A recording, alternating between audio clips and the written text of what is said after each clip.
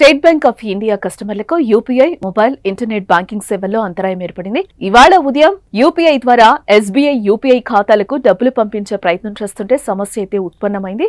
SBI అన్ని UPI యాప్ల్లో సమస్య ఎదుర్కొంటోందనే warning alert చూపించింది. దీంతో అనేక మంది యూజర్లు తమ యూపీఐ లావాదేవీలు జరగడం లేదంటూ సోషల్ మీడియాలో ఫిర్యాదులు చేశారు. అయితే ఓ నెటిజన్ ఫిర్యాదులను గుర్తించిన national payments corporation of India తన ఎక్స్ హ్యాండిల్లో స్పందిస్తూ మీరు ఎదుర్కొంటున్న సమస్యకు సంబంధించి స్క్రీన్ షాట్ ను మాకు పంపించండి, తదనుగుణంగా సహాయం చేస్తామని పేర్కొంది.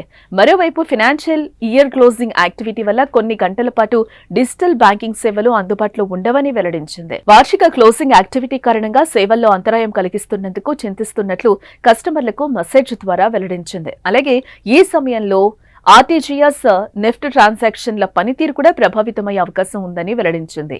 అలాగే యూపీఐ లైట్ విషయానికి వస్తే ఏప్రిల్ 1 నుంచే యాక్టివ్ మొబైల్ నెంబర్ రూల్స్ మారుతున్నందున కొంతమంది అంతరాయాలను ఎదుర్కొనే అవకాశం ఉందని తెలుస్తోంది.